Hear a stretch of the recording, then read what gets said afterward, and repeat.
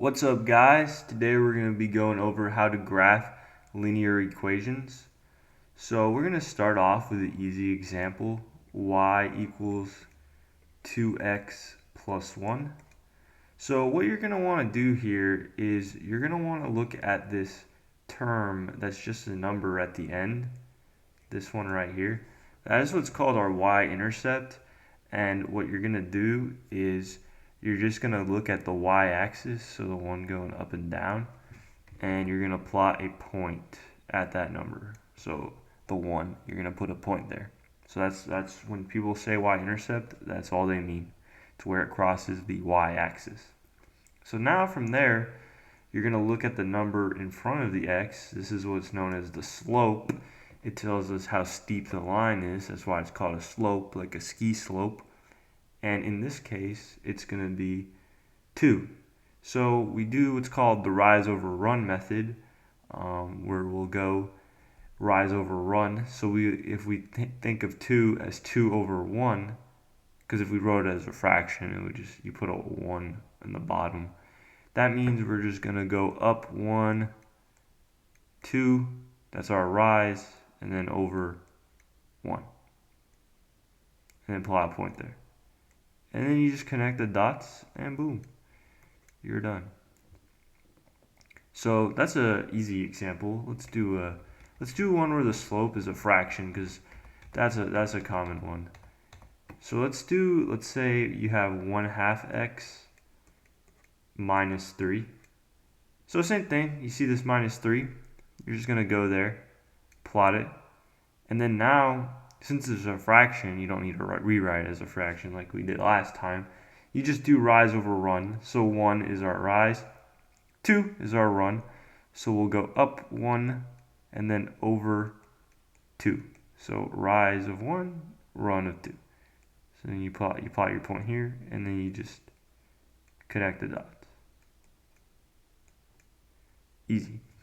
Okay, so now let's cover negative slopes, because I'm sure many of you have seen problems that have a negative slope. That's very common as well. So let's say you got like negative 2/3 x plus 4. Very simple. Again, you look at this plus 4, you put it here, and then the only difference now, since it's negative, we're going to go down 2. So we go down 2 because of the negative. So go down 2 over 3 and connect.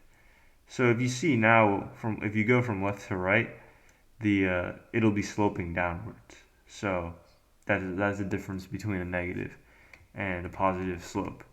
So I mean, I've gone over pretty much most of the cases that you'll see.